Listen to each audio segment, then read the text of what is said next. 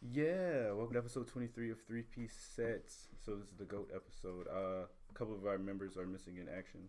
Shouts out to Z, shouts out to Sassy. But we do have substitutes. For Sassy, we have her sister, Her right? sister, What's up? right? It's like she never left. I know, right? I sound the same to you. Kind of, sort of, not that much. And then for Zeno, we have MeanMuggah11. Please say the 11. Please. Also known as Eric V. What is up, y'all, from Dead End Gaming? Oh, wow. I'm glad to be here. Oh, yeah. You said, oh, wow? Yeah, Okay. you're professional. Go Oh, I ahead. thought you were like, hear that oh, wow. podcasting voice? Yeah. He moved a little bit, got comfortable with That's it. my and switch everything. being turned on. My switch flipped as soon as my name was Hey, addressed. I'm not mad at it. How you Activated. doing? This guy's a potter. Nani? Thank you for the invite. Glad to be here. That's what's up. That's what's up. Appreciate you again. So speaking of flipping switches, Segue. Solange's new album that came out. How do y'all feel? Amazing. Amazing. It's better than the last one. Is it better than the seat at the table? I think so. And you're sitting at this table and you're saying it's better than the seat at the table? I'm sorry? You're sitting at this table and you're saying it's better than the seat Yes, at the table? I am. Okay. I'm actually saying that. I'm sorry. Okay. I didn't when I first listened to it, I was just like, I'm about to be a little partial because, fuck with the first album. But, when I listened to it, I was like, okay, Down with the Click came on, it was over with. She took me, she got me. It was honestly, the first listen, I was like... You're like, wait a second, hold on. Yeah, it's done. Down with the... It's like I feel like I know where we're about to go, and I'm hoping we're about to go there, and...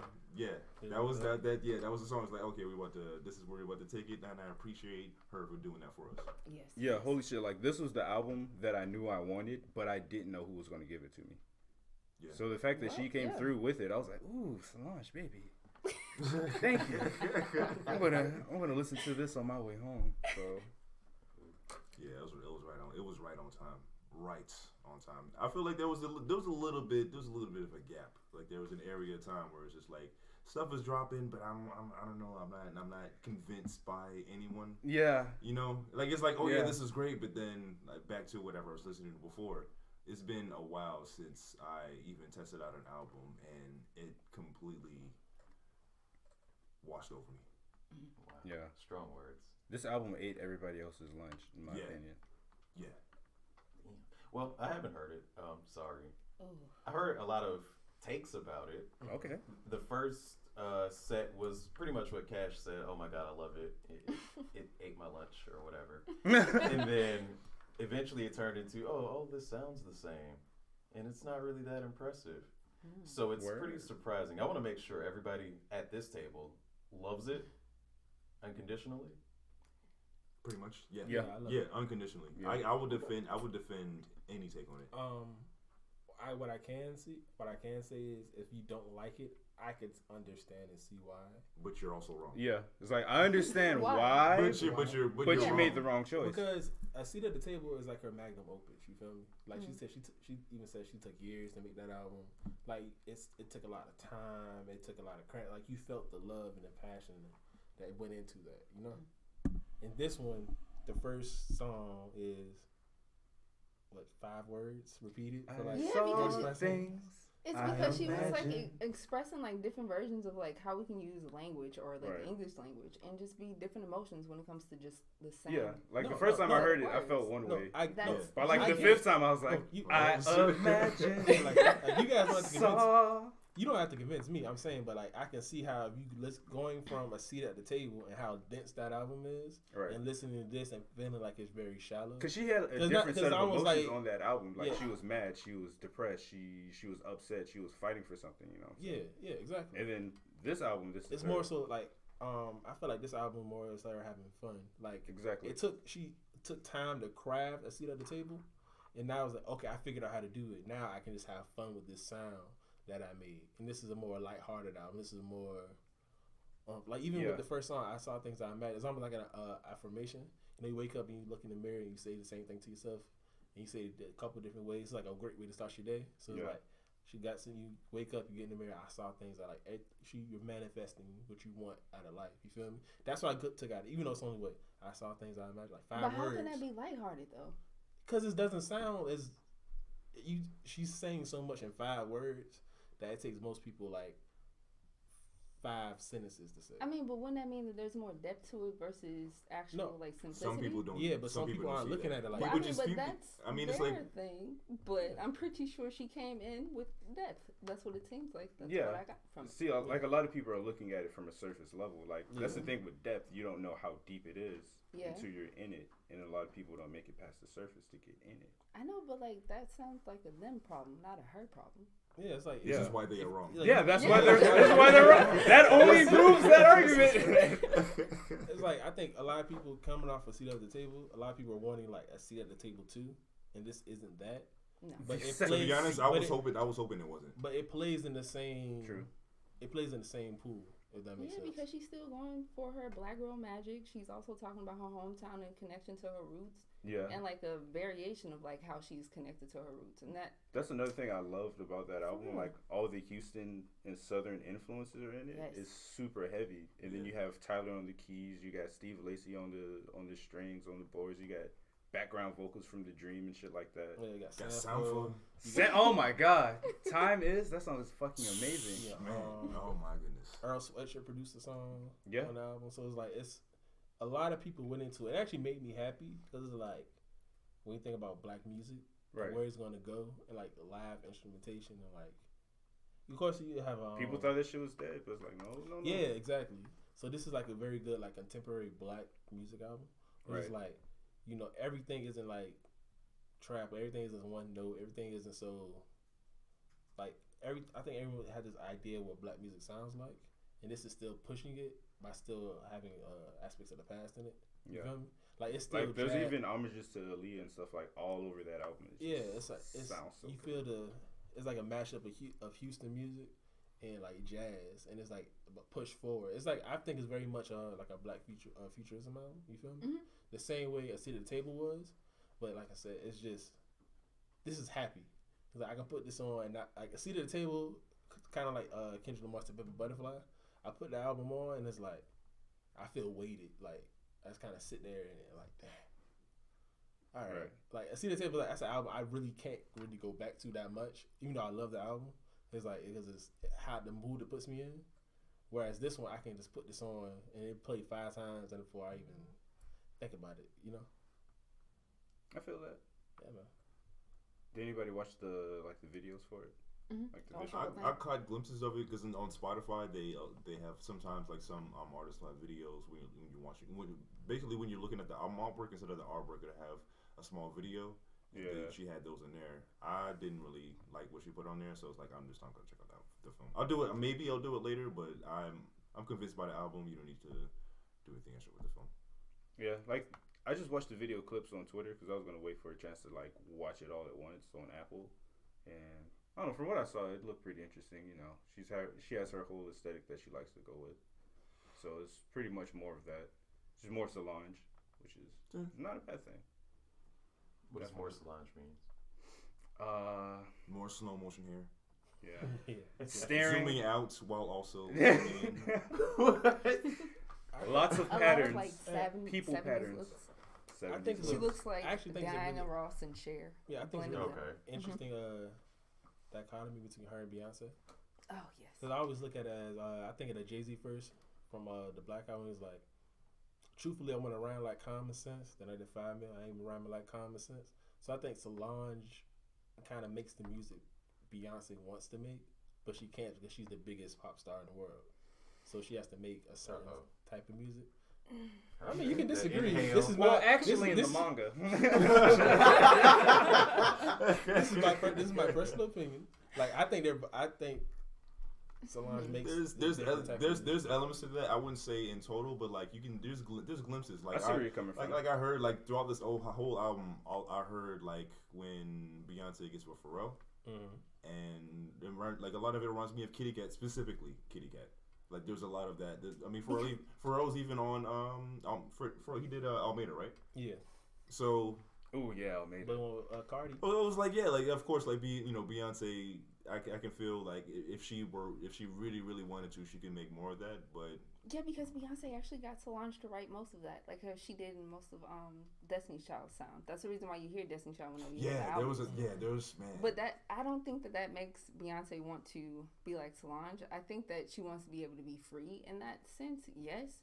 But at the same time, they're kind of doing their own like black girl thing, and it's just two different types of women, like two different types of personalities. I can imagine there's some lost tapes of like Beyonce demos and stuff that sound kind of like this. I wouldn't say like this, but like maybe like she wants to do something like let's say she did like a heavy song. It's like, you know what, let's do something fun. She freestyles on something. I can imagine there's some lost tapes like that. Yeah. How'd y'all feel about My Skin's My Logo? Oh yeah, that's just hard. Yes, I mean it's Gucci. I mean, I really liked the transition from Time Is into My Skin My Logo. Yeah. And then into Gerard.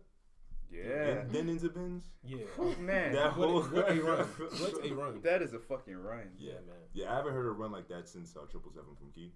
Yeah. But like even the just the whole aspect of My Skin's My Logo. Yeah, like that shit is way deeper. Like just the aspect of like Solange talking about Gucci and then Gucci talking about Solange and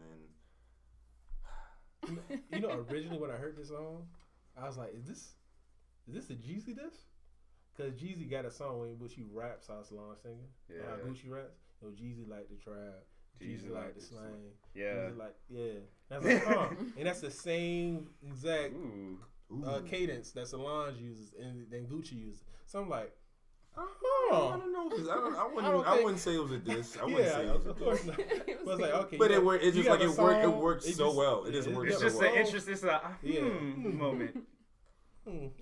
Let's try to reach for the stars. I mean, I can imagine it being like a Freudian slip or something like that. Yeah. Just, you know, you wasn't thinking about it, but, you know, you kind of was thinking about it.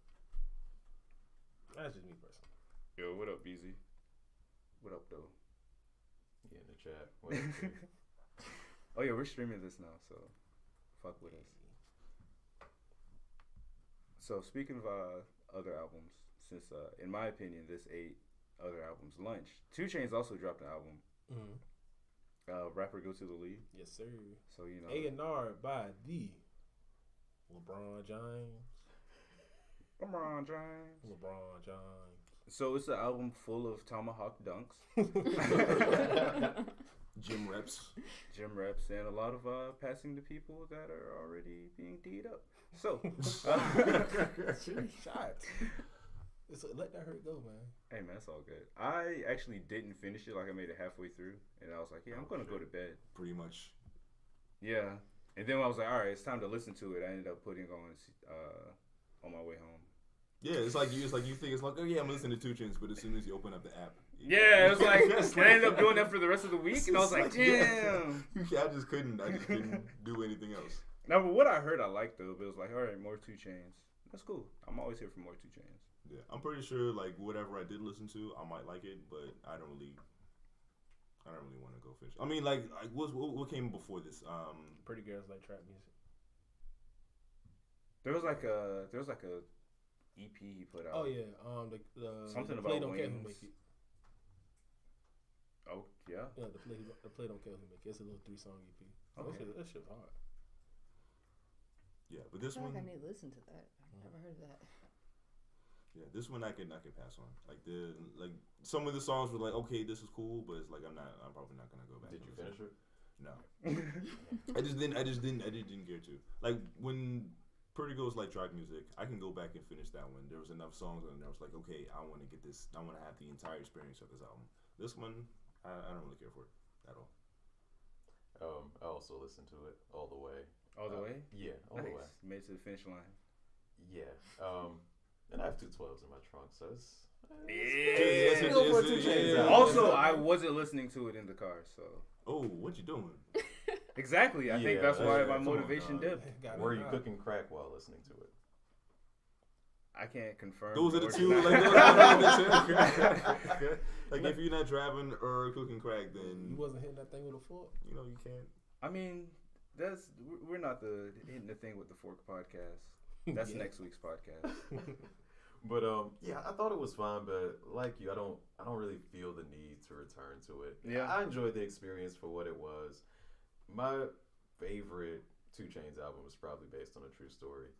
And ever since then, I've been, I'm just like, I'm fine if you just stick to features. Because I love 2 Chainz as a rapper, but his, I don't know, he has so much charisma and energy and just, I guess, sauce, for lack of a better word. Yeah. That you can hear through the records, but true religion. I'm just going back to my regular shit, so.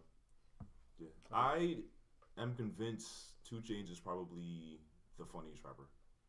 Oh yeah, because like it's like his bars are literally like I think of like how a comedian writes their jokes. That is how 2 Chainz writes his bars. It's the same. I feel like it's the same thought process. So he's just about as great as a rapper as a great comedian. Yeah, shit. That YouTube series he was doing, the most expensive shit. Yeah. That, oh my god, every episode. Yeah. Do you know how often I think about loud in a ziplock? No, was it weed in a ziplock? No, that's loud and clear. I actually think about that. I actually think about when you're going to bed at night, just keep them up. All right. Well, I listened to the album all the way through, and I loved it. Yeah. This is like the first time I listened to it. I was like, "Oh, that's cool." LeBron did his thing. Yeah.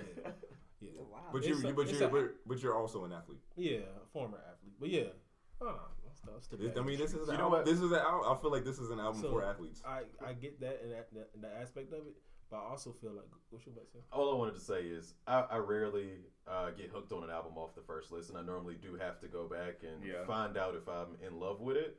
But I just didn't have the energy to go back to it just yet. And I still might love it like next week or something like that. And I might tell you that later. But that's all I wanted to say. Some things need to sit. Well, granted, when the album clicked for me, it was one early morning when I was in the gym lifting weights. So I was like, oh, okay. Get these games. I get it. I get what 2 Chainz was going for. But this is 2 Chainz came out and said, it's funny how you made the like a comedian, because that's a lot of 2 Chainz albums are based like that. This album he wanted to be taken seriously. So like he said, this is his album of substance. So he's trying to rap about different topics. He's trying to give you like, all right, I can do the funny shit all day, but I can really rap, and I think that's something 2 Chainz was like battling for, because I don't know if any of y'all were Player Circles fans, but their first album, Supply and Demand, which isn't on any streaming service. Handle that, Ludacris. But it's a great album, and there's a lot of soulful beats. It's really similar. Like he almost went back to his Titty Boy days, his early Titty Boy days on this album. We're actually rapping about substance and things like that. And then he did that for so long, and then True Religion came out. And he just kind of rapped about some shit. Yeah. And it blew up. So he kept going for it to the point because he was so good at it. But remember on Twitter a couple years ago, it was like rap like 2 Chainz, and everybody kept having all these like weird. Yeah. And he even got on Twitter like, damn, if y'all think this shit so easy, why don't y'all come up with a goddamn album? He was looking at his rap book like, damn, these are my same bars. No, so what I looking at is scrap the whole thing. This 2 Chainz ain't say that. So I think since then, I think 2 Chainz always had this chip on his shoulder. He feels like people weren't taking him seriously as a rapper. Granted, he's been in the game for like 20 years. Mm-hmm. I can't really think of anybody saying 2 Chainz isn't a great rapper. Isn't a great rapper. Even if like he does rap almost rap in jokes, but in between that it's still like there's a skill level in that. Yeah. If you ever need confirmation, go listen to Mercy. Yeah, he can really rap, but I think 2 Chainz always has this feeling like y'all niggas don't think I can actually come out here and spit. So I think this is an album he's trying to prove to people, prove to everywhere, no, I can really do this. And after I kind of get over that and because you thinking you want to go into it, you want the classic, you want like a Boats, you want Pretty Girls Like Trap Music, because he mastered that sound. And now he's out here doing something kind of completely different. So I personally like it, because what's the last song on Pretty Girls Like Trap Music? Against the feature on with Monica. The song with Monica. Yeah, the last song with Monica. Yeah, that's like take that one song and that's this whole album. So if you like that one song, you'll love this album. If you don't care for that one song, this album's gonna be like, it's cool. But that's my personal I feel like he can have that, but if he didn't have LeBron James, yeah, he could have pulled it off. But it's like he could. Was just like, did LeBron really A&R the album? Like, yo, LeBron, you like this? Is it like are these LeBron's favorite songs? He just recorded a bunch of songs and then LeBron let's say he had an album set, Like he's like, here's like 15 songs, and LeBron was like, hey, I like these 7. Hey man, so LeBron really wasn't hurt. He took his 18 days off to A&R this project. It's 18. Okay, That and shooting Space Jam too. Kind of. Sorry, I didn't know how to like cut y'all off. No, y'all like get into a groove. Just y'all hit are this. used to each other. Just Okay. do that. Ooh, yes, I will do that. Ooh, stop. Okay. Anyway, sorry. So I actually listened to it this morning, while I was at work, and I didn't feel that much different from Boats, but kind of, sort of, because he was kind of going for this like, oh, I'm an athlete, like thing. It was okay. It was okay. Yeah. It was okay. Like, but I did like the one with Kendrick, and also I think it was like Threat to Society or something like that. It's called. I like that one a lot. The one with Ariana Grande, I was a little upset because you can't take Anne-Marie's music. I was just about to bring that up. Do that. I didn't appreciate it whatsoever. Especially when you can just get Amory. For real. Exactly. Exactly. Why She did you said that whole girl? man like these motherfuckers. I mean, I understand like getting Ariana Grande because like she's the biggest, one of the biggest artists out. She's the hottest. I'll put it that way. She's but the it would have been most, better. one of the most popular. Did y'all see that controversy Ariana Grande had off her latest album? With What? the With the thing. Yeah, with the pink. 7 Rings. Yeah. So like, if y'all seen the video, it's like a pink trap. She basically came out and said like that song was inspired by 2 Chainz. So it was. She really Like, why didn't you give him the homage? She was like, she's like, well, I thought everyone would know. I was paying homage to 2 Chainz, and he had talked to me like, so if you don't say it, how are people supposed to know? So he's actually on the remix for that song. So it was like a play for a play. So he did the remix for that song, and then she did the hook for this song. Okay. So he had one of the biggest artists in the world on this song, on this album, virtually for free. And he said this is actually one of the easiest things. Like, it's people. Like he said, he tried to get Jay-Z on this album, and Jay said, maybe next time. So Damn. yeah, so, It's crazy with this one. You crazy for this one? In fact, Get him out of my office. 2 Chainz even got a line saying like he the best artist not to rap with Jay-Z, but he killed every feature he did with Ye. So like he really wants that Jay-Z feature, so he's trying. And then here's it keeps Hov up at night. He's like, that nigga's coming for me. I mean, he could. I feel like he could get it the next album. It just like he has to get the right flow. He has to get the right flow together. Like he has to do it. You just have to do it right. Like he's done it. Like I feel like Pretty Girls Like Trap Music. That same amount of effort of getting your sound together. If you were to try to do that with this new thing that you're doing, it could take a couple EPs. It could take a lot of features. It could take, taking time off. But he can get there. But So we think Jay is not being on one of his records because he's not a good enough rapper. It's basically 2 Chainz' point, is what he was saying. No, cause I think they have a nice rapport with each other. But Jay-Z doesn't really hop on too many people's songs. If 2 Chainz can put together like another a classic album, then yeah, he can get a Jay-Z feature. If Jay-Z was like, yeah, next time, it's like, I feel like he could get it, but it's like you just have to get your sound together to the point where it would make sense for him to be on. Yeah, I think Chainz wants that stamp, because Jeezy Jeezy got so many songs with Jay-Z. Rick Ross got so many songs with Jay-Z. So I think Chainz need to I'm up here. Pusha T, Kanye, of course. It sounds like he just hasn't found his official sound yet, though. Like he's still trying to figure that out, even after 20 years. Like when it comes to Rick Ross, he found his sound. Well, did he help him find his sound? But still. But I think Pretty Girls Like Trap Music. I think that is his sound. Right. I think that's the apex of 2 Chainz, and he could have kept right there and grew that sound more. But he decided to go completely left. Yeah, I mean, you can he could probably find like I was saying before, like what he was going for with this album, trying to make a more mature album. If he matured his sound, then it'll it'll provide a way for him to do that. I feel that. Because you can still talk about real things over trap beats. Yeah, you can. Oh yeah, that's a whole sub trap genre. Yeah. Oh, that's really how it started, for real. Yeah. We should speaking of mature beats, segue.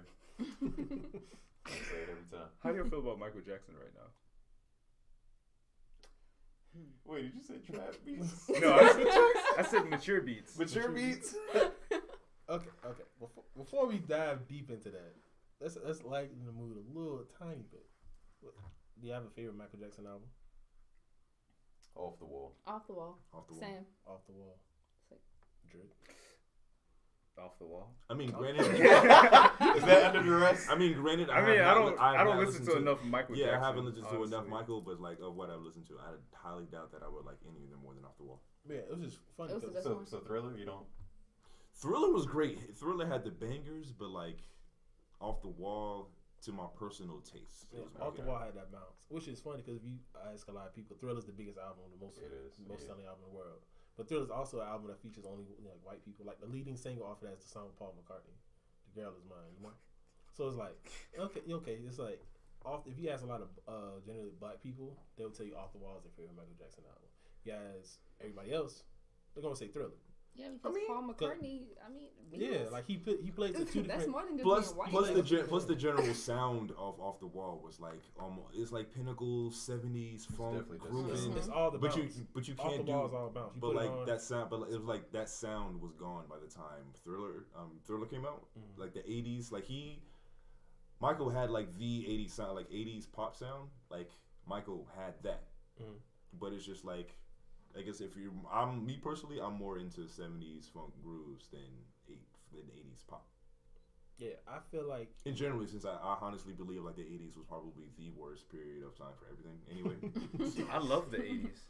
All that bad 80s music. Oh my exactly. god. Everything was so great in everything was so great in the 70s, but as soon as 1980 hit, everything just went. I love that. I love that shitty 80s aspect. I need you to elaborate. What about the 80s? It's like this, because like I guess cars, because movies. it's like the very beginnings of technology becoming more mainstream, like seeing more what came out, like Tron, like stuff like more electronic, more synth sounding music was coming out, and none of it was good because nobody knows how to use it. Okay. Because it just came out like that. Like, of course, synths have been all over the 70s, and they did it right in the 70s, but then they tried to push it forward, but it just did not click. But because I mean, like a lot of the 70s music, like that, it transcended like the 70s. Like you can still listen to that, all of it until today. But the 80s, that sound was just so hard. It was so harsh. Like it was too like nobody. It really sounded like nobody really knew what they were doing. Like they took different elements of the sound. Like there's of course there's always going to be. There always was great music that came out of the 80s, but at the same time, as a whole, the 80s was just like a lot of trying and failing. Okay. As opposed to the 70s, where everybody was just like, maybe it's almost as if like everybody started doing coke in the 70s, and then it got bad in the 80s. Like you developed your habit in the 80s. That's what it sounded like. That's when crack got introduced in the 80s. Yeah, like that's. I feel like that's really what happened. Like But you started getting into drugs in the 70s, and then it really hit you in the 80s. No, I can kind of see that because all the 80s power ballads kind of sound the same to me. Like I know they're different, but they kind of sound they're the same all 100% the same. It's like the same couple notes, and it reminds me of like what we call today like mumble rap, or like a lot of the modern day trap music has kind of all the same. 80s power ballads. Everyone's kind of hit the same mumble notes. rap. Wow. So it's like it's like all right, this sound works. Let's just keep making this sound because it works. And I think it's the same thing with kind of like a mumble rap or trap music. It's like, oh, this sound works. Let's just keep making this sound. The formula. And there's certain people who can innovate it, but most people are just kind of doing the same thing. So I think it's the same. I equate the two in that very odd way. But yeah, I think Off the Wall is Michael Jackson. He always made two magnum opuses. You feel me? Like almost back to back. So it's like he made Off the Wall was like, all right, this is this black sound, and this is like I mastered this. Like, and none of you niggas can fuck with me. Yeah. He's looking at Prince. Prince, you cannot fuck with me. But also,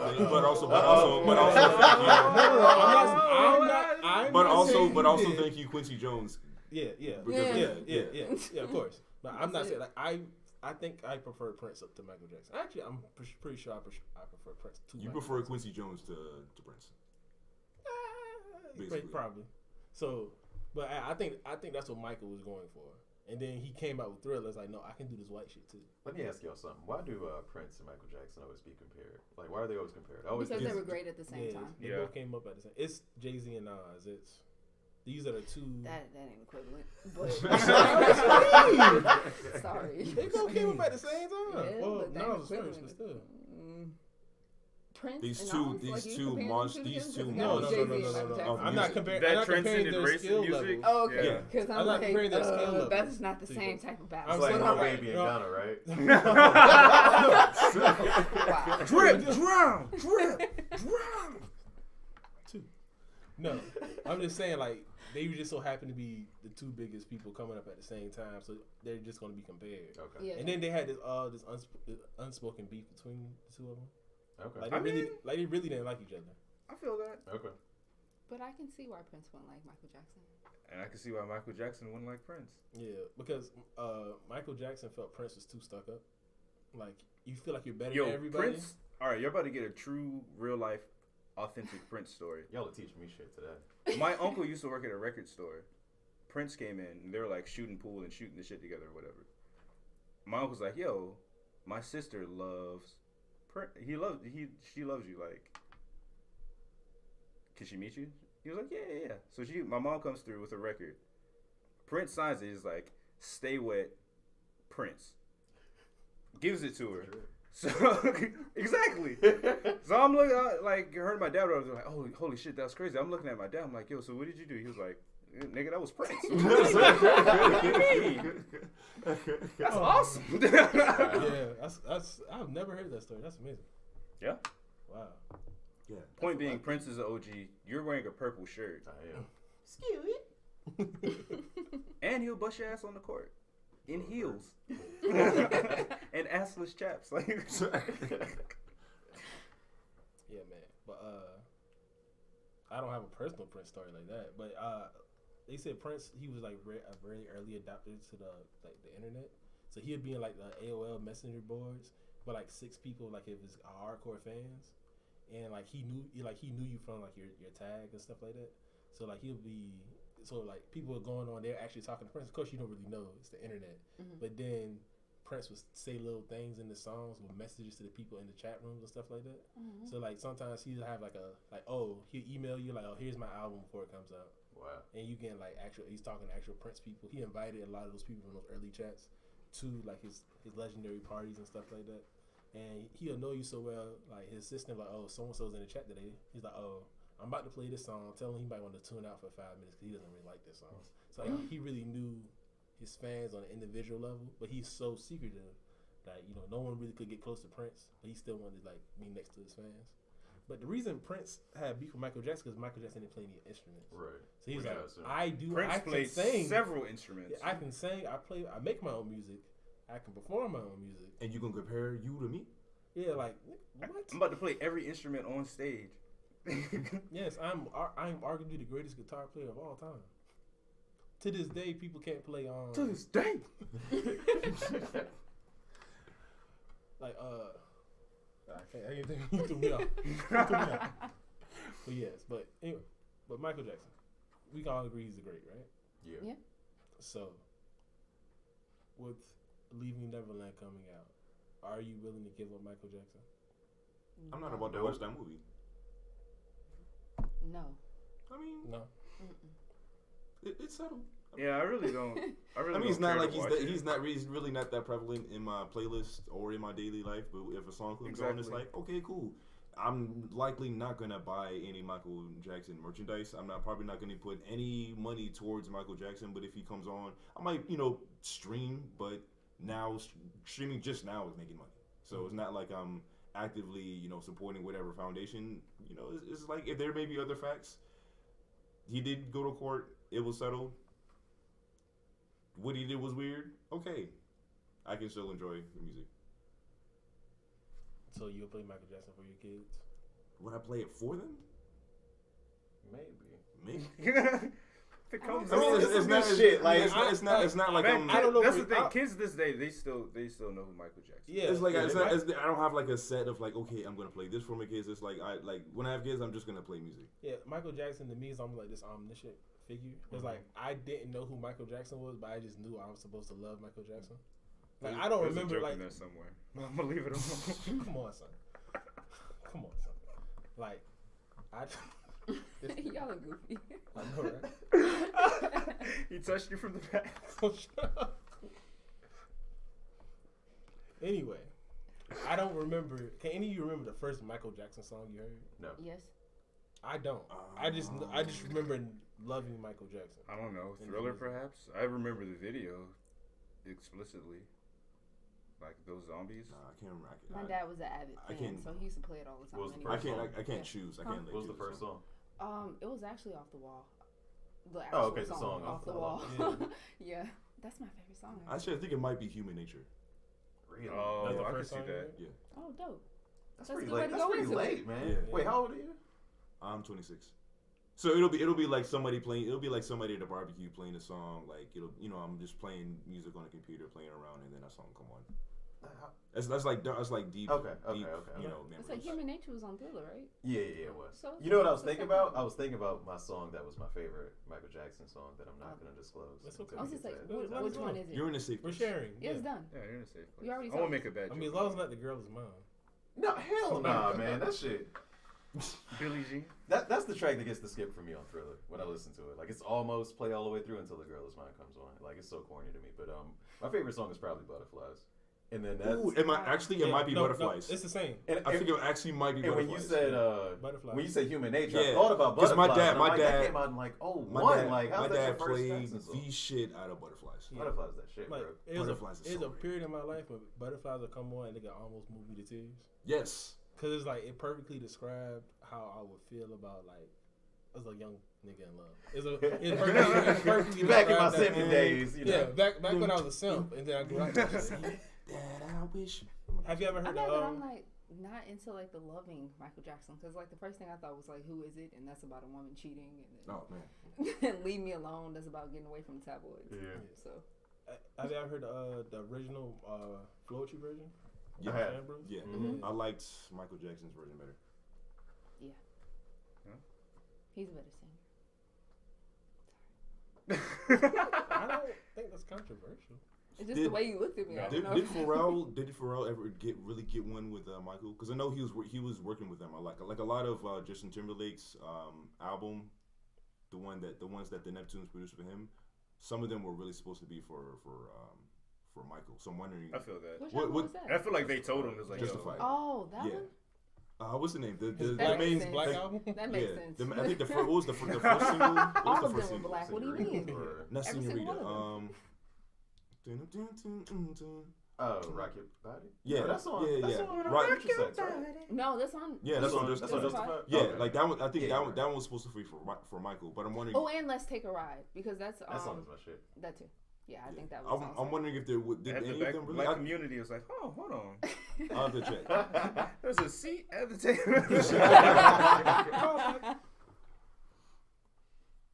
So, Yeah.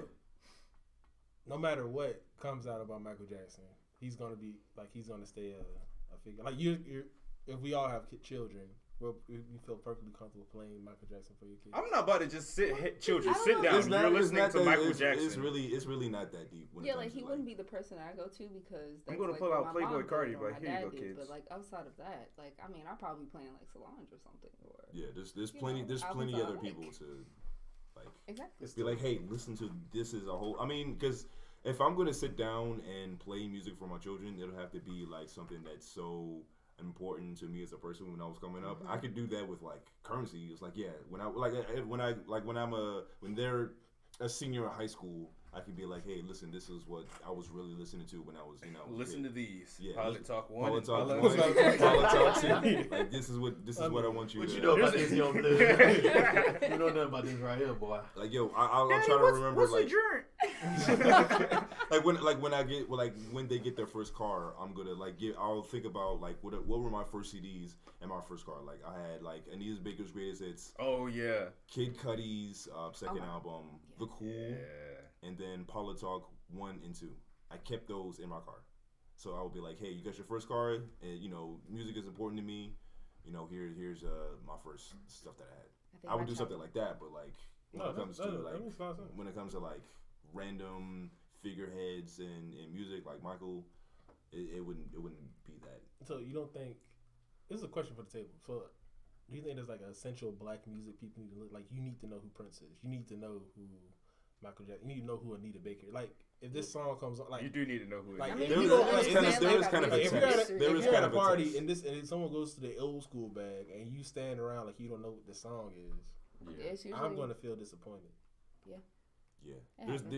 Okay. I'm gonna disown you as a child. So we were playing. Got different music too, by the way. True. Funny enough, we were playing this game called Black Card Revoked last night. That game is fun. You've played it? Okay, so basically I'm this. The blackest. Not only in my heart. This is meta. So basically, there was a question. It wasn't polarizing, but me and my partner had a different answer. It was basically I can't remember the fourth artist. So it was who's the most influential black female R&B artist, and it was like Aretha Franklin, Patti LaBelle, and Anita Baker. And I looked at my partner. I was like, Anita Baker. She was like, Patti LaBelle. I was like, no, it's Patti. But the whole room voted Anita Baker. Yeah, I mean it's Anita Baker for me. But overall it's Patti. Anita Baker's very like if you love Anita Baker, you love Anita Baker. But if you know, it's Patti. It's Patti. Y'all just like disrespected Aretha like all the way through. She's also great. I mean, sorry. I don't classify Aretha Franklin as R&B though. She's more like a soul artist. I'm misquoting the fuck and out of the question. I also feel like Aretha. I should have prefaced with that. I'm just misquoting the whole thing, but you get the idea. Yeah. So. It got pretty heated in that room. I understand. I mean, I would have picked Patti though. But I'm just saying, like, when I raise my kids, I feel like there's just certain artists that you as a black person need to understand and know.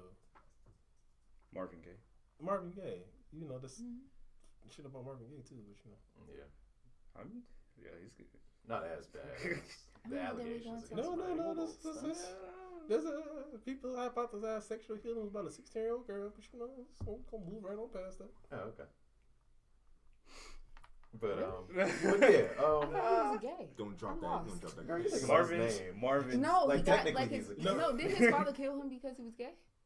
No, I think that was on some money shit. That was money. That was somebody told me because he was gay. 100% That's on some funny. money. Yeah, randomly throwing this in here. Well, would you consider Frank Ocean the more so modern Marvin Gaye? No. Marvin That's Gaye hard. That's hard. Frank Ocean can't. Marvin Gaye. I think Aretha Franklin is the single greatest female singer of all time. I think Marvin Gaye is the greatest single male singer of all time. Like literal voice vocals. Like voice vocals. Okay. I don't think Frank Ocean can sing, but I feel like vocally, I feel like they have very similar vibes, very similar energy in the music that they're making. You know what? I'll give you that. Is it because his name's Marvin Gaye? It's kind of like comparing like what is it? Micheal with somebody to Prince or something like that because they have similar vibes, similar sound. Like that's his inspiration. You can tell, but it doesn't mean that like they're actually good enough to be on the caliber at all. That's true. Oh, that's your like what is that? Yeah, that was an aggressive ass. Fucking sound like a massager. Yeah, Marvin Gaye, like, what's going on? Why Like, are you so ignorant? so even what's that album? Here My Dear. Like it's so much with Marvin Gaye that I don't think Frank Ocean can hold a candle to him in that aspect. Really? I don't. But again, I'm not as sold on Frank Ocean as other people. Like you've never dove in on Frank Ocean. Really? Oh fuck! That's what we. You never swam good. The Frank Oceans. I think my favorite project from Frank Ocean is Nostalgia Ultra. I don't think he's come out with anything better than that. Really? Same. So and that's probably my biggest knock. Like I'm still really into Nostalgia Ultra. I listen to Channel Orange. I listen to it. It's cool. I don't get why people hold it as this great. Because it was controversial for the most part. Yeah, I was like, all right. After you get past the whole "oh yeah, I'm gay" thing, okay, cool. But I don't. That's kind of like what he put in his lyrics as well too. Like he was really showcasing, like, "Hey, I'm gay, and this is how I'm gay, and this is what's going on with that." Yeah, and then going back, I think people was looking at analyzing all of his songs. Like, oh, was this about a man? Was this about a woman? So like, I see like the aspects of it, but as the album in and of itself.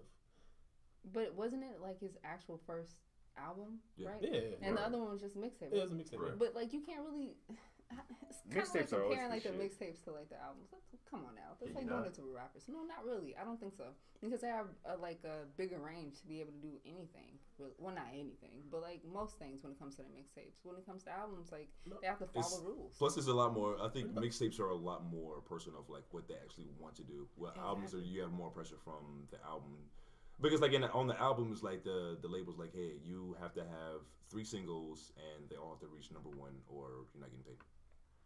I mean, I think about albums and mixtapes just as I try not to use those words anymore. I just use the word project, and I feel about them the way that they make me feel. And if a mixtape makes me feel better than an album, then The mixtape so is be better it. than an album. Yeah, like I mean, there's nothing wrong with that. Yeah, no, I know But you're you not can't saying really that. compare it in that sense. That's what I mean by that. I mean, I compare it by the amount that I like it. Yeah, And if I like it more than the albums, then I look at it all the same. If it's original music, if it's like a Lil Wayne drop 3, I'm rapping over everybody. Okay, this is a mixtape. right. It sits in this lane. It's supposed to do a certain thing. It's not supposed to be taken quote unquote like seriously. I'm not looking for a song to make complete sense. I just want to hear some dope ass raps or whatever. Right? So even in that aspect, I don't. Nostalgia, I feel like you can't compare like this is an original work of music. You consider You sampled a whole lot you consider older rock too, though. To be fair. Well, just Coldplay and I can't remember the other one. It was towards the end of the album though. Like it was like 2 or 3 other songs that I can't remember. But yeah, he did that, but like he kind of made it a little bit better. Some of the songs that he actually did make better. No offense to whomever, because I know he got in trouble with like somebody where he couldn't like actually perform the album anymore. So that's the reason why I kind of went into something else, because they were saying that something about taking money from them, probably something like that. So he got mad at that. They tried to Oh, it was at his concerts. He was performing it at his concerts, and he wasn't supposed to, or something like that. And they put like a cease and desist on it. They tried to Lauryn Hill him. Yeah. Damn, is that where you went? Maybe. But like I like Frank Ocean. I just don't think he's as. I don't see why y'all love him. No, it's cool. It had good tracks on it, but it wasn't an overall great album or nothing like that. I don't get like. I have yet to hear someone explain to me why Frank Ocean is so good. I think they're more into the person than the music. That's just me. I kind of get it. Like in, I guess like. I kind of get it based on Nostalgia Ultra. Yeah, it's like Nostalgia Ultra, Channel Orange. And that's why everybody else is like, you know, and if you put out pieces that are in the same like kind of realm of that music, it's like why? Yeah, why it's just like it's like the realm of where he is. It's not like he fell off. It's like so. like his place within music is just like that's a very unique place. I don't understand how you can get into somebody like that is there. Maybe because he releases projects so seldomly that people are up here waiting for the next Frank Ocean thing. But Nostalgia Ultra was so long ago that it's just like, all right, what have you done for me lately? Damn. Okay. Okay. The song instantly started playing in my mind, so there's that. That's what that was. That was the So spirit of Michael Jackson. before we get off of music, are any of y'all De La Soul fans? Not really. I can't say that. I know some songs, but I'm not. Yeah. I don't think they're for me. But I did research with you. Educate us, though. Educate us. Oh, De La Soul? No, it's just Break it down, brother. 3 Feet High and Rising, De La Soul is dead. Like they have made a lot of like, quintessential hip hop albums. Stakes is high. Stakes is high. Like their first 3 are like cemented as like classics. And it's like some people even consider De La Soul to be the first like ulterior rap group. Cause like they had a song. Alternative. Oh yeah, alternative. There you go. I said ulterior. Yeah. I'm like, they got a different motive. I can't think of it right now. They're doing some clandestine activities. Appreciate it. I could not think of the word, right? It's all good. But yeah, so they came out. They had like sunflowers, and all their videos are really colorful and like different. And they came out at a time, and I think the first one came out in '89. So gangsta rap was it. I think NWA came out in '88, I think. So like the sound of music, they were so vastly different from what everything else was sounding, and it kind of led into like this new underground era. Like some people even consider they also to be the first underground mainstream rap group. Like they were so like they did what they were doing was underground, but it was so different and so good that it blew up. So the whole controversy going on with De La Soul is just the record label didn't think their albums were going to sell. They thought, you might do 100 to 150,000 over the life of this whole album. The albums came out and blew up, so they didn't clear any of the samples. So the reason you don't really hear a lot of De La Soul songs, the reason you can't stream their albums is because the samples aren't clear, and because these songs are so big, the people who own the samples are like, no, I'm doing 90% of whatever the song does, and it's just so people who hold their discography were just like, yeah, this is a bit too expensive. Like, if we clear this album, we'll never make money off of it. So we'll literally clear the album, but just off the strength of clearing the album. Like, just for the love of the game, we're gonna clear this album. No, who's gonna do that? I'm not gonna make no money off of it. So that's the thing. That's why I was wondering, like, De La Soul's kind of a thing. Like, you had to know somebody who had an album, or like go deep on the YouTube and whatever singles that happen to be off on YouTube. Yeah, listen. Yeah, to find. That's what I was just wondering. Okay. Damn. I mean, there was still like an entire era where that we didn't have to go to the internet for music, and during that era, it just didn't interest me. No, I feel you. I feel that. Okay. So they had that shit on lock, basically, kind of like Disney having having streaming on lock. So they have to sell channels apparently. What's up with that? Yeah. So Ice Cube and LL Cool J, they pretty much got like a venture capitalist group together to buy a couple channels from Disney because they're so big now. They forced to sell. Like with the acquisition of Fox, they're like, yeah, so you can have all these channels. So go and sell some of them off. So Ice Cube and LL, they're pretty much like a sports network to compete with like an ESPN or a Fox Sports. Why do they have to sell? Out of the goodness of their own heart? No, monopoly. I mean, is that like a law, a monopoly law or something? Yeah, you can't. It's illegal to have a monopoly. Oh, okay. But that's why they blocked. When AT&T tried to buy T-Mobile, it's like, no, you can't do this because it'll be, own too much of the market share. Right. Yeah, because they had already bought singles. Yeah, but a lot of big companies are now arguing that, like AT&T bought HBO.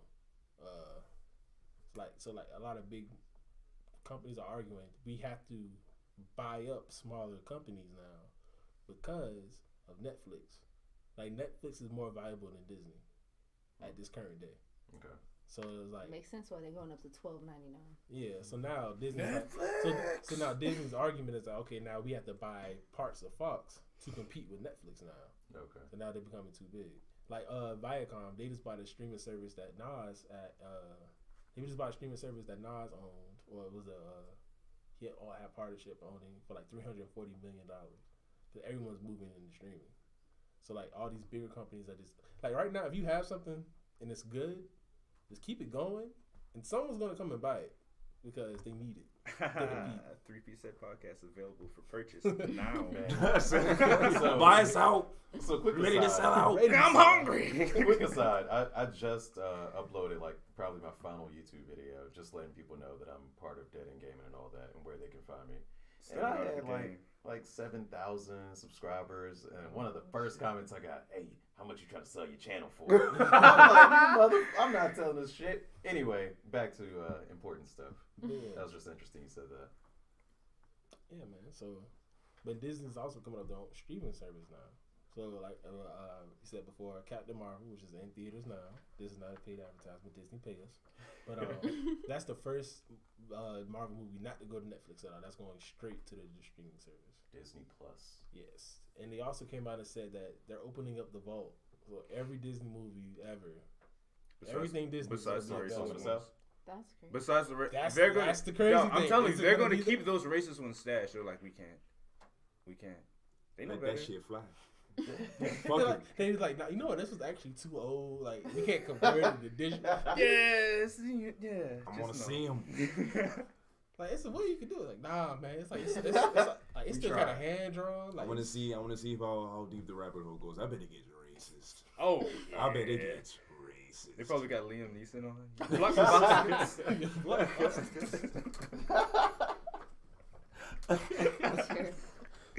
Like 2008. Yeah. Oh my god. But so yeah, they are gonna open up the vault.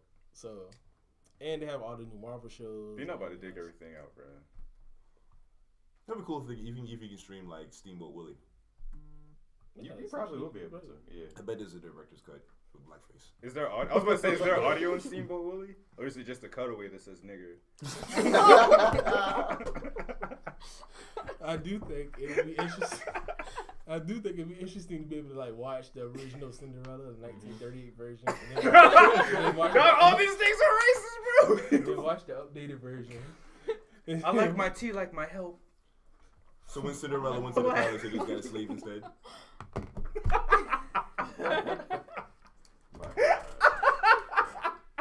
She lived in Pumpkin.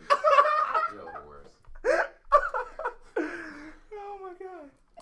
Disney, don't do it. Don't do it. It's like I'm not surprised if like there's got to be at least one. At least there's at least one that's like, wait, maybe we should, because the Looney Tunes has it. Where's that world in They got Kingdom plenty. Hearts? Yeah, they actually. Oh yeah. Yeah, Looney Tunes actually put the racist ones on their DVDs that they sold. Yeah. So Disney had they might let a couple fly. Yeah. They're kicking They're ideas not letting around. that shit. I mean, there's a reason they don't show the Chuck Jones Looney Tunes cartoons Yeah. anymore. Like, there's You gotta pay for that kind of content. you know, like Tom and Jerry. There's a reason. Yeah, I was just thinking about There's a Tom and reason. Jerry. Certain Oh yeah, episodes the Tom and Mamie Jerry- episodes. Yeah. Oh man. Oh yeah. They showed those at one point in time. Oh yeah, you Yeah. still watch them every All the TV. time. Yeah. We in the Back when America was great. They ain't trying to. Oh my god. Okay. Oh, man. So No need to wall it off. You know. speaking, How was Captain Marvel? Did y'all like it? Captain Marvel was decent. What did give us your thoughts on it? What's the newest Marvel movie? Should we go see it right after this podcast? No. No. It's not right. It's not. Hell nah. But I this don't want way. to. I don't want to pay for Disney Plus to Yeah. go see that. Put it this way. It's not as I don't want to say it's not essential, but like you can go. It's not really Yeah, essential. it's like Wait till you if go you to the go Dollar see Movie. Endgame. Once you go to like, the you can Dollar go if Movie, you then watch like it. you want to see this movie because you want to see. All right, you're assuming Captain Marvel's gonna play this big role in Endgame, right? So that's the thinking. Like, okay, you had to see this movie so you know who Captain Marvel is. So when Endgame come and she's there, you have some Okay. vested interest in her. So it's not by the Blu-ray. No. It's not go see it in theaters. You matinee it. It's not Disney Plus. No. So it's dollar theater. Dollar Theater. Yeah. Dollar theater quality. Pay you a solid $3 because of inflation. It's good. It's a decent movie. It's a decent movie. Like it's not the first Captain Marvel bad. Okay, it's just not. It's not Iron It's not Man 3 earth-shaking. bad. It's not groundbreaking. Yeah, It's Netflix and chill. it literally falls right in the middle of good Marvel movies. Like it's better. It's a lot better than the bad ones. So it's like Okay. So I it's mean, like Marvel Iron Man has their 2. formula by now. Like they're not. I think it's better than Iron Man 2. Oh, okay. Yeah, it is When was the very last good. Marvel movie they put? Bad Marvel movie that they put out? Ant-Man and the Wasp. Very recent. Oh, it was not good. Oh, Z's gonna. Ooh. Ant-Man and the Wasp is decent. Yo, I'm about to phone in. I Zen like one. that shit, man. And I'm a Marvel shill, man. But wait, I love Marvel. if you like Ant-Man and the Wasp, I think this is on par. Just as good. Maybe slightly better. But I don't want to watch. I wouldn't watch that movie again though. The thing with Ant-Man and the Wasp is they showed all the interesting stuff in the trailers, and by the time you saw the movie, it was just like I didn't experience anything new. Yeah, that's one thing. You don't really. It was like a background movie to me. Ant-Man and the Wasp. Yeah. Yeah, this one. I think I was playing the Switch and. This one, you don't get an idea of what the movie is from the trailers. Because you think she's going to be one way, and then the movie is different. The movie's a lot funnier than the trailer kind of lets it out. The trailer, she punched the grandma. That's funny. That's Yeah, pretty I already knew what was gonna be when she punched that grandmother. But Hey, baby. speaking of grandma, I Have you will eaten? say that once again Marvel gets the villains right. So they've been on a streak of doing villains well. If we want to start it back at, I don't know, Hotep Black Killmonger. Panther, huh? Hotep Killmonger. Sure. If you want to start it back at like Black Panther to Infinity War. You can even go back to Thor Ragnarok. Yo, hella. Yeah, I think Hella was she the was. shit. I think she was borderline decent. Even She's one of my favorites. even the Vulture from Spider-Man: Homecoming. Yeah. So I think once again was Marvel gets cool. the villain thing right, and they don't, So that's good. I think the hero side they're kind of slack, and I like the supporting characters more. How'd you feel about Samuel L. Jackson in it? Was it weird looking at? Not at all. I think it was seamless. It was cool as shit. Yeah, cause like they use it. Remember in Civil War when the first time you see Tony Stark, he looks like a teenager. They use de-aging Yeah, technology, they- like in yeah. Star Wars. Yeah, Yeah. they did that. So they did that with Samuel L. Jackson. So like, all right, you understand he's a 70-year-old guy, but he looks younger throughout the entire movie. I mean, plus black don't crack. Yeah. I mean, we all know. So it's like, this is Besides the 90s. this is interesting. Yeah, I don't feel like Carol went through a whole lot of character development. She was one so way it's not at the beginning. so it's not an anime. No. Yeah, she doesn't change. She gets stronger, but she doesn't really realize. So it is an anime in the end. She's not like, oh, I was wrong. All right, you know how in Black Panther, T'Challa was the least interesting character in that whole movie. Mm-hmm. It's the same thing with this. Okay. Captain Marvel is the least interesting character of everything. Like, you kind of like, okay, I like this person more. Like, all these other people have all these dynamic qualities about them, and she's kind of like, okay, yeah, okay, cool. And she's snarky and stoic, like the entire movie. So that's just, I don't know if it's the writing or her acting. I don't know. Honestly, I felt like this was like, I think it was like Thor Ragnarok. In what way? Like Good. similar. No, not the movie style, but like The tone? yeah, like it's kind of quippy. All the Marvel movies are kind of quippy though. Yeah, true. But like their powers are not similar, but overpowered person, Yeah. a way overpowered person, Yeah. a way overpowered person. It's like, how do you make this thing? It's She didn't even have a strong opponent though. Like Thor against Hela was like, yo, Hela's rocking you. Yeah, she literally broke his hammer in the first as soon as she got introduced.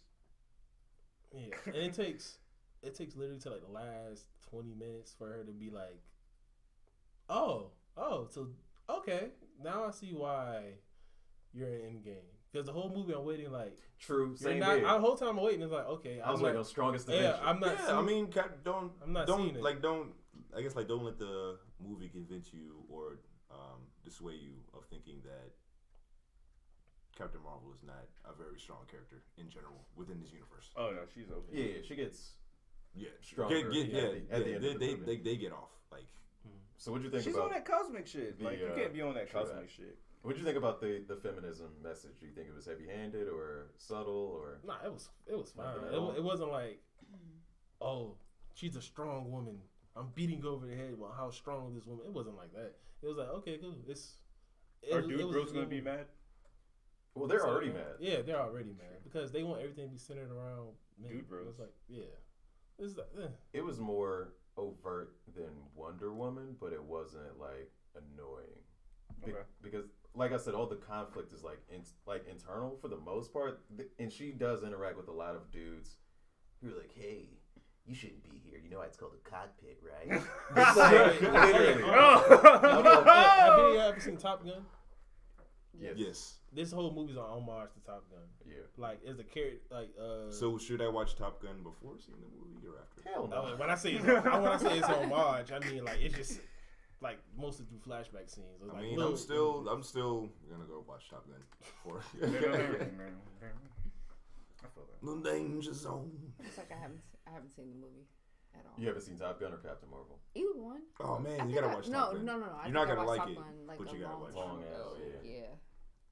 But yeah, the feminism What is it stuff like? Yeah, that Top was Gun? that was Yeah. cool. Okay, Top Gun is America. So there's planes, there's explosions, When did it come running, out? Did it come out in the there's beach 80s? volleyball. Huh? Beach Did it come out in the 80s? Yeah. Yeah. And what did you say about the 80s, Josh?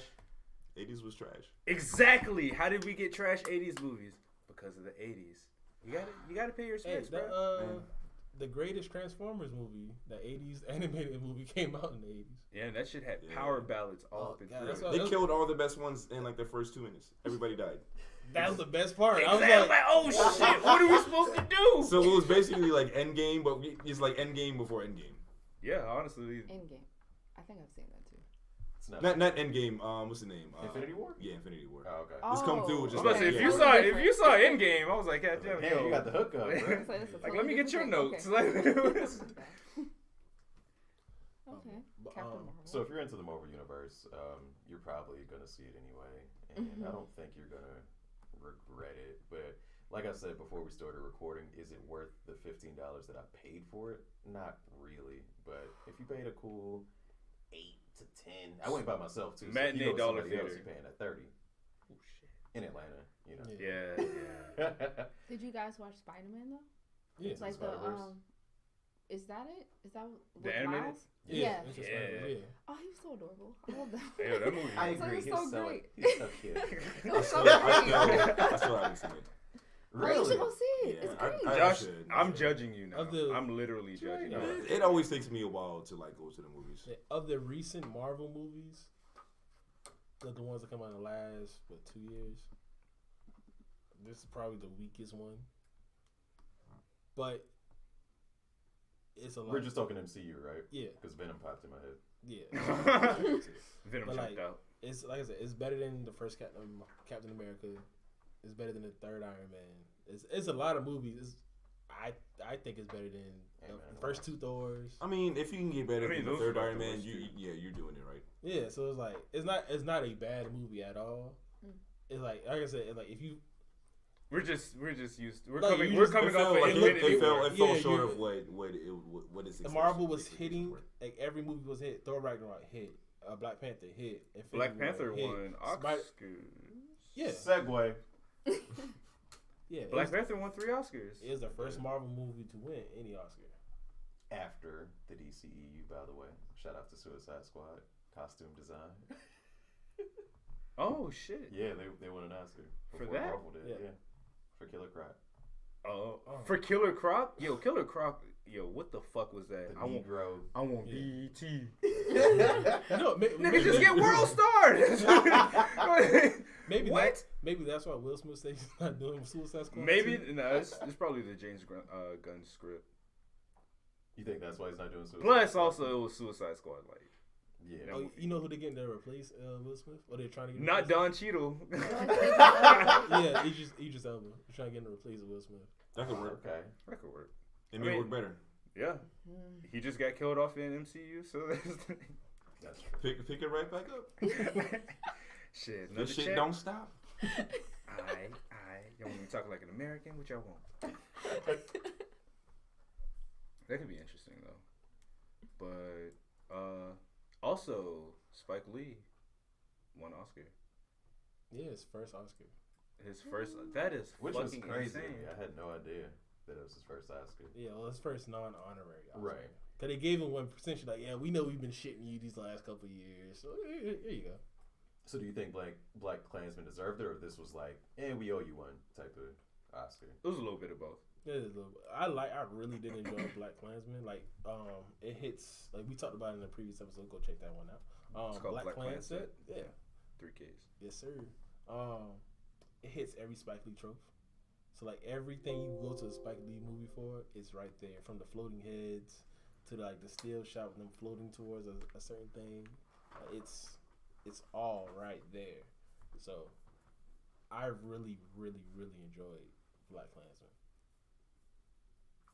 With that being said, did it deserve to win?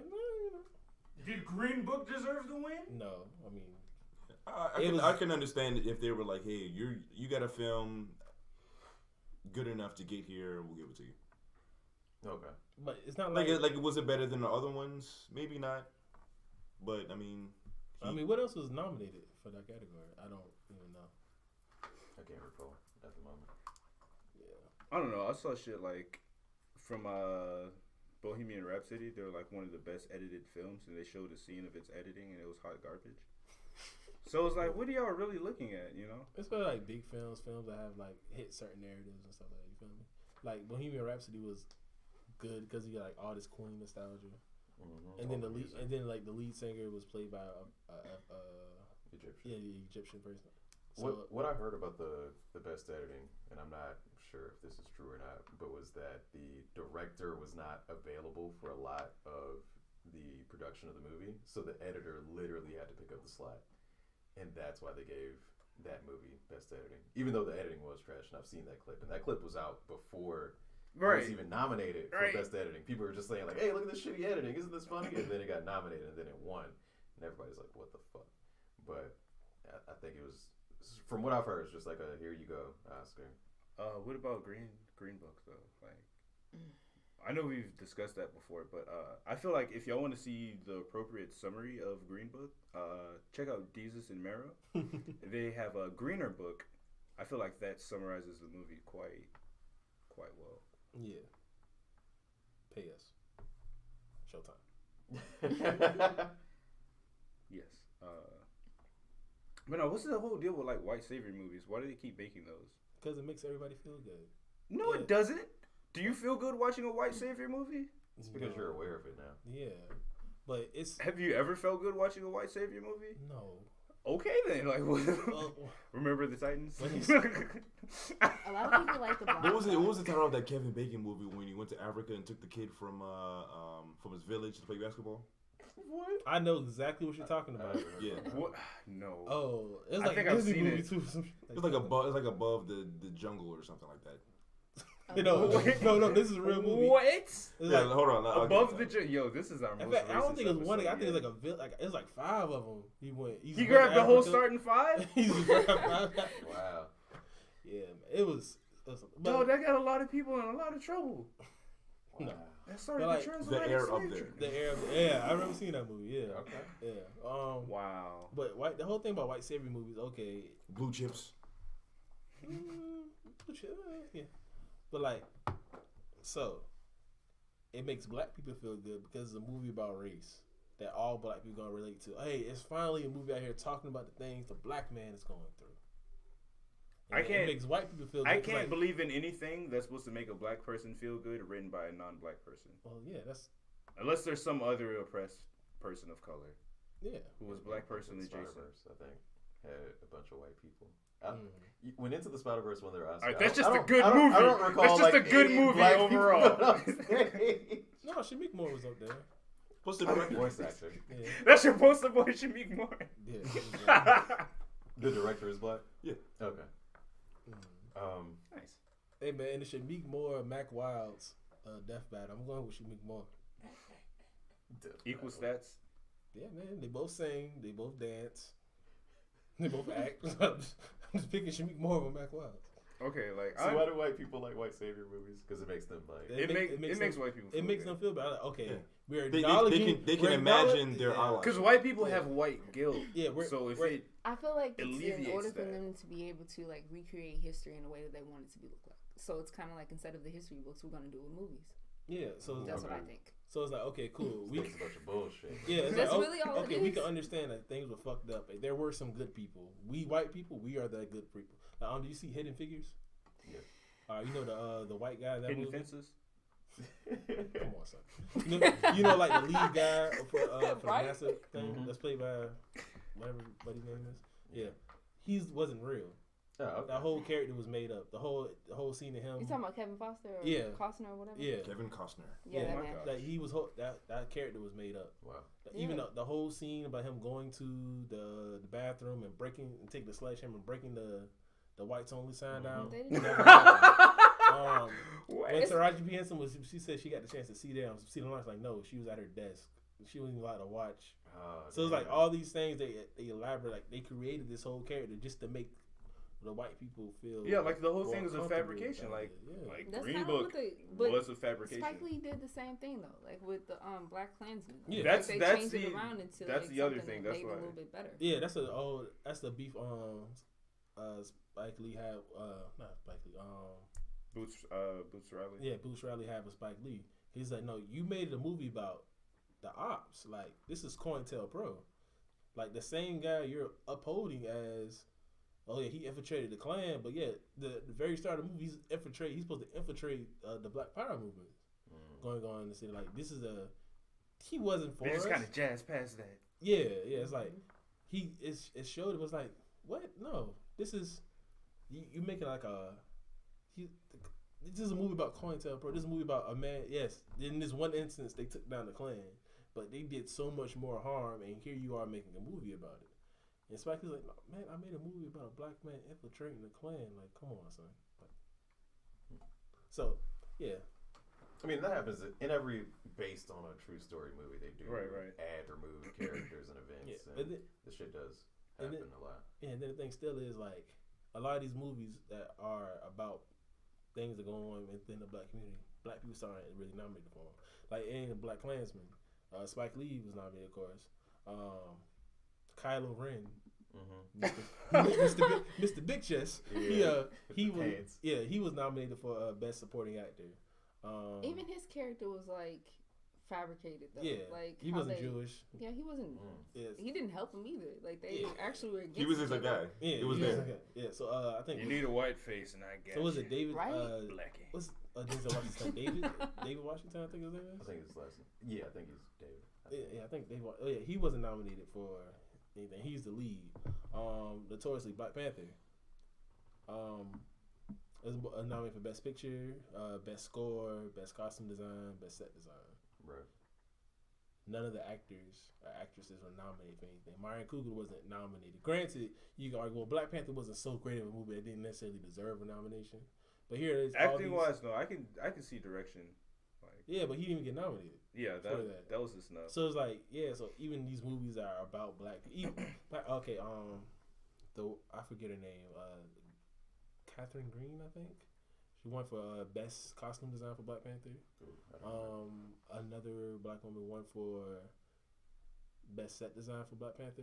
But Ludwig, the white guy, the one white the film 90%. But it is Ludwig though. Yeah, Ludwig. What is Ludwig? I really love Ludwig. But the one white guy associated with the movie. Just saying. I'm just saying right here. the one white guy associated with the movie wins the Oscar for Black Panther. It's like, come on, guys. Granted, Ludwig, he did this. He's done it. He works on every Ryan Coogler movie. So he did Fruitvale Station. He did Creed. I think he did Creed too.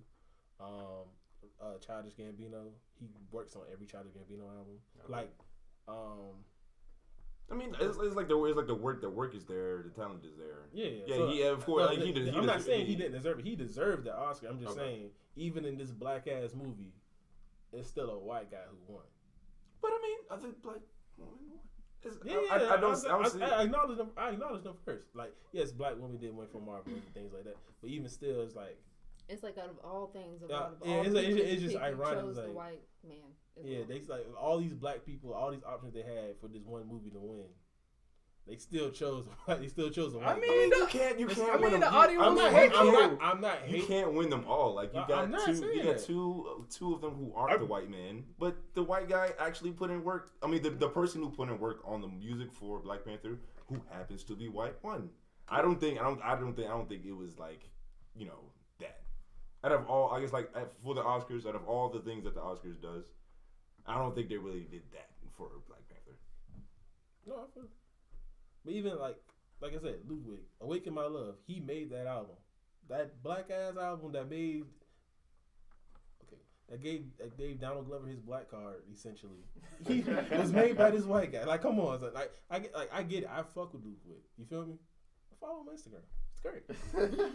And even for that movie, he got some beef, dog. No, even for that movie, he had this whole series. I don't think it's really about the guy himself. It's like the fact that he was just white. So he went. Come on. It wasn't like it just wasn't. Is this reverse racism? No. Like he even went to Africa and said like he went and traveled all around Africa and gathered all these sounds and had like a lot of the natives play a lot of the music for it. He said like he's like this Oscar just as much theirs as it is mine. I couldn't have done this. But like as soon as Ryan Coogler called, I was like, yeah, I'm doing Black Panther. He's like, all right, bet I'm going to take because he just got married. I'm going to spend my honeymoon in Africa, traveling around Africa to build the sound. Like he did the work for everything. I'm not hating on him at all. I'm not if that's how I sound. I don't mean to sound like that at all.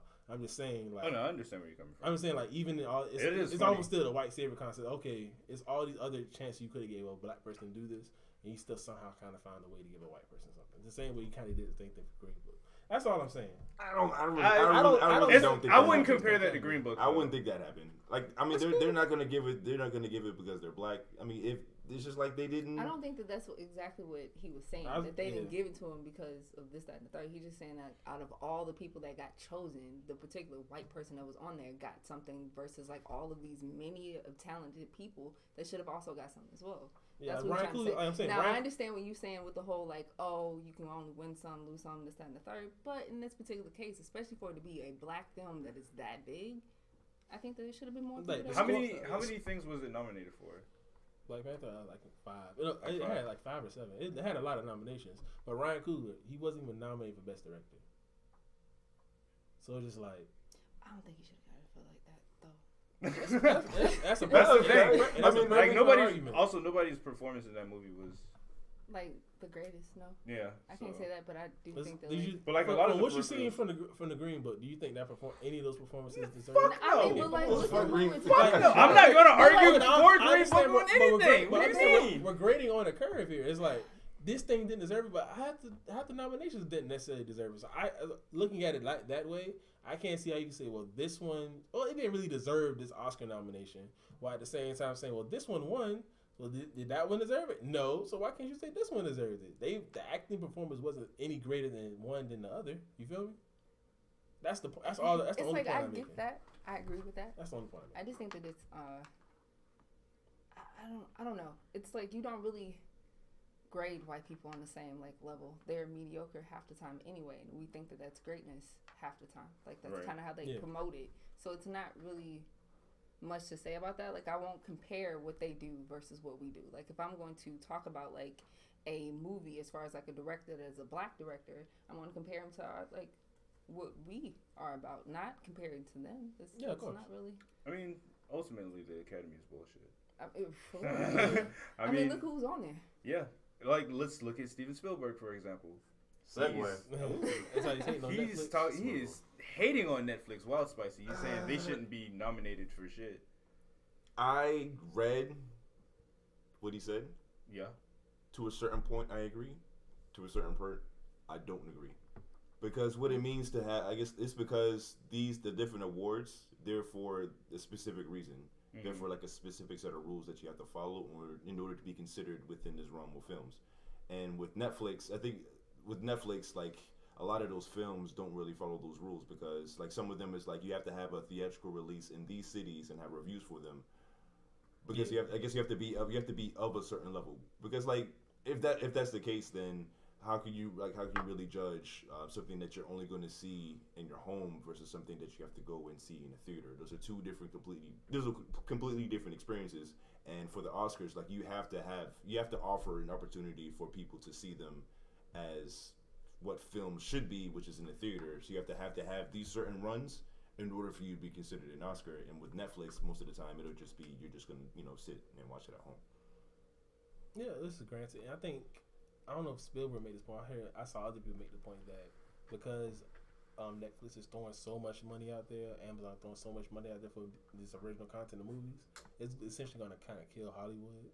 Like, if Netflix is offering you $100 million to come up with a movie, and Hollywood, and like, why would you go to Hollywood? Like, there's so much starving for content. If you can create, everyone's buying everything. So we're gonna lose out on new directors,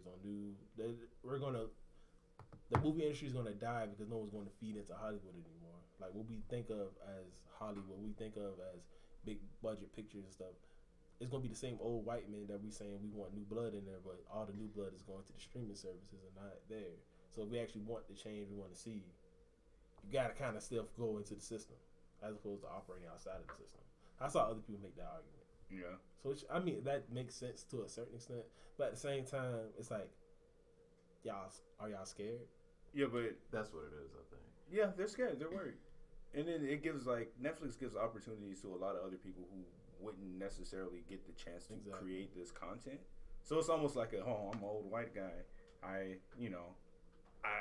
get this shit all the time. Like so, it's like older white guy going to now it's a younger white guy that still have the same kind of attitude, but yet we're doing it over here in this avenue versus being in Hollywood. Yeah. But